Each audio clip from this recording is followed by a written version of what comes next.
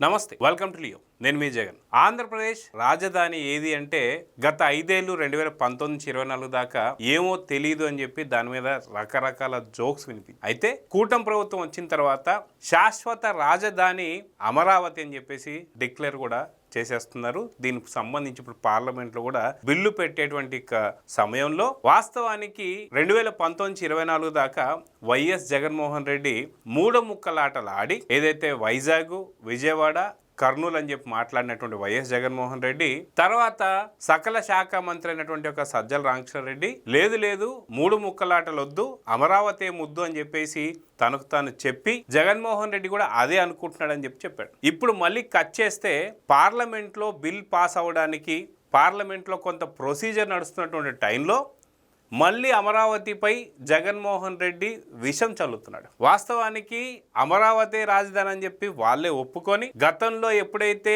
అమరావతికి ఏదైతే రాజధానికి 33 ఎకరాలు సరిపోతాయా లేదా అనేటువంటి చర్చలో సరిపోతాయి అని చెప్పి ఒప్పుకుని అసెంబ్లీ సాక్షిగా జగన్మోహన్ రెడ్డి దాని తర్వాత 2019-24 మధ్యలో లేదు ఖచ్చితంగా 3 రాజధానులు ఉండాల్సిందే, 3 ప్రాంతాలు డెవలప్ కావాల్సిందే అని చెప్పి మాట్లాడారు. తర్వాత కట్ చేస్తే ఆ 3 రాజధానులు 3 ప్రాంతాల్లో ఒక్క ప్రాంతం కూడా డెవలప్ చేసినటువంటి పరిస్థితి ఎక్కడా కూడా వైసీపీ చేయలేదు. ఇప్పుడు 2019-24 దాకా జగన్మోహన్ రెడ్డి ఏం చేశాడు చూసాడు. తర్వాత దాదాపు 94% కూటమికి ఓట్లేసి శాశ్వత రాజధాని అమరావతి పెట్టాలని చెప్పేసి 3 ప్రాంతాల వారు కూడా కోరుకున్నారు. ఇప్పుడు జగన్మోహన్ రెడ్డి ఏం మాట్లాడుతున్నాడు అమరావతి పైన అనేది ఒకసారి చూద్దాం. మీకు ఒక్కొక్కటిగా వివరిస్తాను. సో వాస్తవానికి క్యాపిటల్ అంటూ ఏది ఉండదట. అయితే దేన్ని క్యాపిటల్ అంటారు అనేది చాలా చక్కగా వివరించాడు, ఒకసారి వినండి.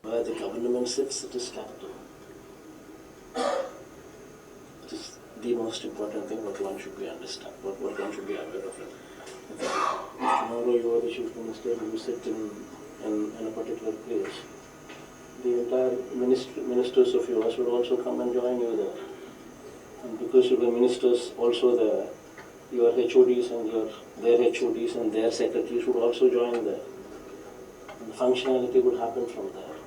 Wherever the chief minister, that is you, wherever you decide to sit.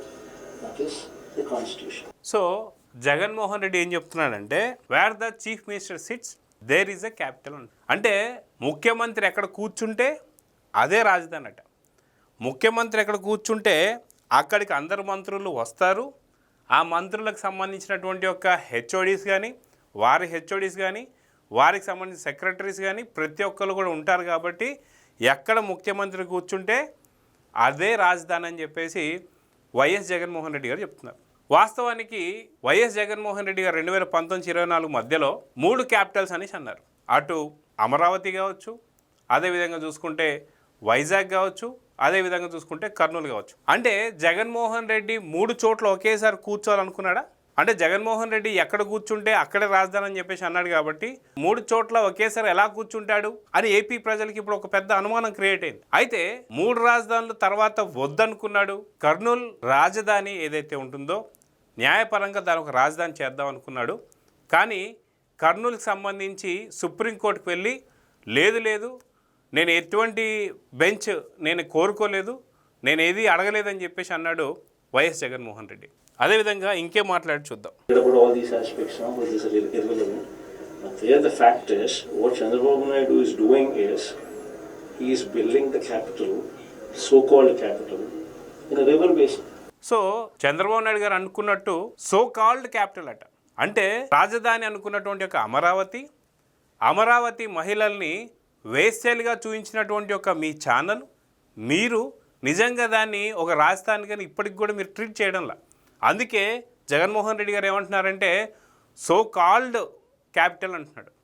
అంటే సో కాల్డ్ క్యాపిటల్ కూడా రివర్ బేసిన్లో కడుతున్నారండి. అంటే నదీ గర్భంలో కడుతున్నారని చెప్పి మాట్లాడుతున్నారు. నిజంగా నదీ గర్భంలో కట్టడానికి నిజంగా పర్మిషన్స్ ఇస్తారండి? సో జగన్మోహన్ రెడ్డి ఇప్పటికి కూడా మళ్ళీ విషయం చిమ్మడాన్ని ఎలా చూడాలి? Something which the Supreme Court should take cognizance of. Nobody is allowed to even build a building. So supreme court కూడా దీన్ని పరిగణలోకి తీసుకోవాలి. నదీ గర్భంలో ఒక రాజధాని ఎలా కడతారు, వాస్తవానికి ఒక బిల్డింగ్ కట్టడానికి కూడా పర్మిషన్స్ అక్కడ ఇవ్వకూడదు. అటువంటిది నదీ గర్భంలో అమరావతి అనేటువంటి ఒక రాజధాని ఎలా నిర్మిస్తారని చెప్పి మాట్లాడుతున్నాడు వైఎస్ జగన్మోహన్ రెడ్డి. మరి 2019-24 దాకా ఎక్కడి నుంచి పరిపాలించావు? నదిలో పడవలేసుకుని ఈదుకుంటూ వచ్చావా అని చెప్పేసి అడుగుతున్నారు ఏపీ ప్రజలు. నదీ గర్భంలో హైకోర్టు కట్టారా? నదీ గర్భంలో అసెంబ్లీ కట్టారా? నదీ గర్భం నుంచే నువ్వు తాడేపల్లికి వెళ్ళావా?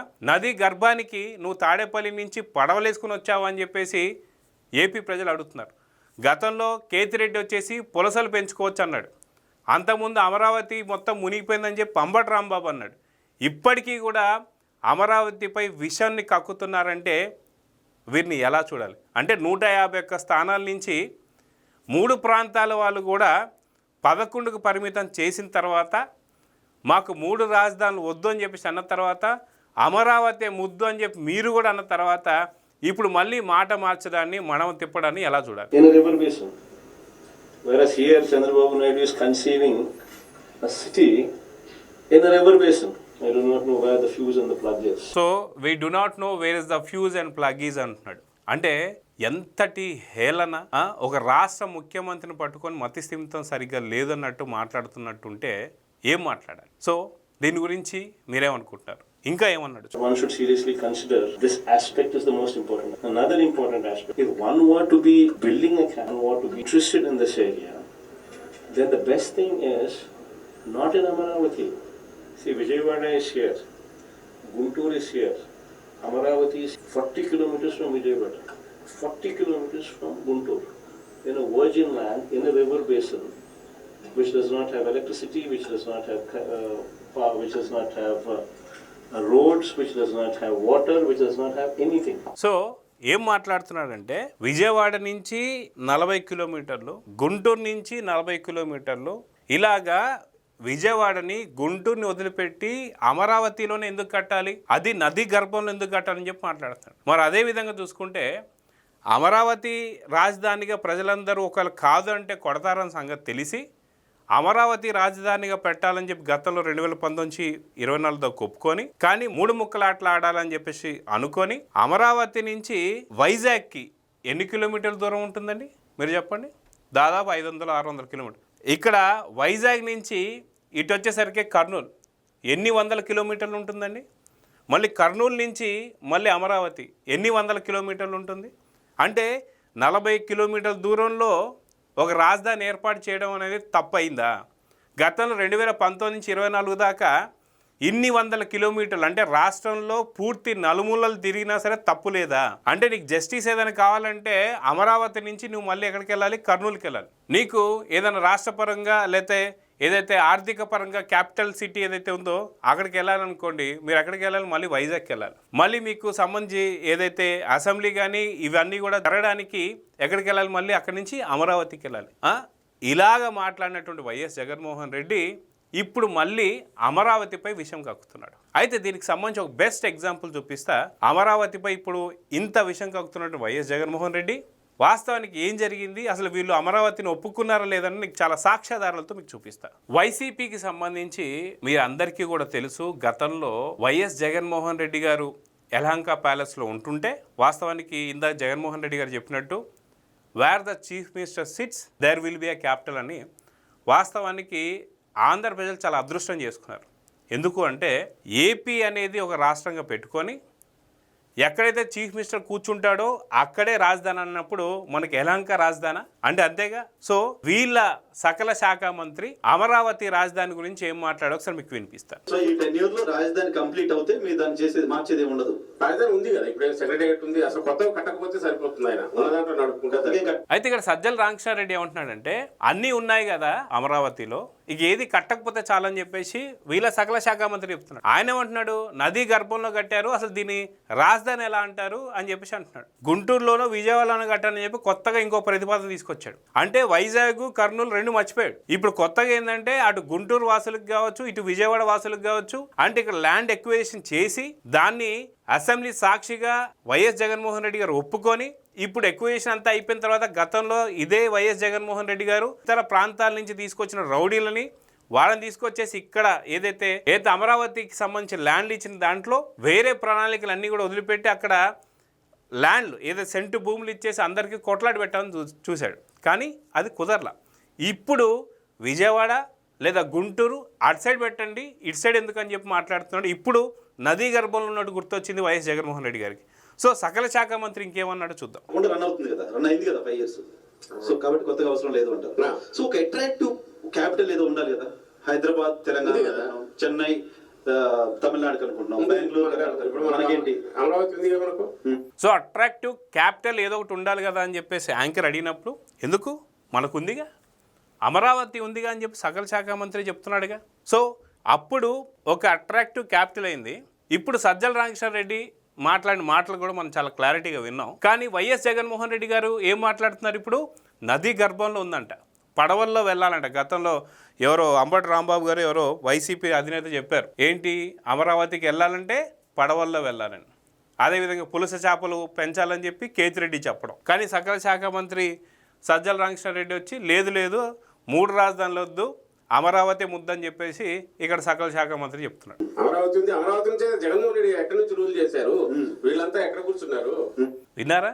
జగన్మోహన్ రెడ్డి గారు నది గర్భంలో కూర్చున్నారు. ఎవరైతే బుగ్గన రాజేంద్రనాథ్ ఉన్నారో ఆయన కూడా ఎక్కడ కూర్చున్నారని చెప్పి అడుగుతున్నారు సకల శాఖ మంత్రి. వీరు కూడా నది గర్భంలోనే కూర్చున్నా లేదని అడుగుతున్నారు. చాలు కదా, ఇంకెందుకు మనకి ఇంకా అమరావతి కన్నా మించిన ఏదైతే గ్రేట్ క్యాపిటల్ ఇంకేముంటుందని చెప్పేసి సజ్జల రామకృష్ణ చెప్తున్నాడు. గవర్నమెంట్ ఎక్కడ నుంచి నడిచింది, అక్కడ నుంచి మీరు అక్కడ నుంచి లేచి వెళ్ళి వైజాగ్ నుంచి కాపురం పెడతాను, వైజాగ్ లో నెక్స్ట్ మంత్ వస్తాను ముఖ్యమంత్రి గారు మాట్లాడేవారు కదా అప్పుడు జగన్మోహన్ రెడ్డి గారు.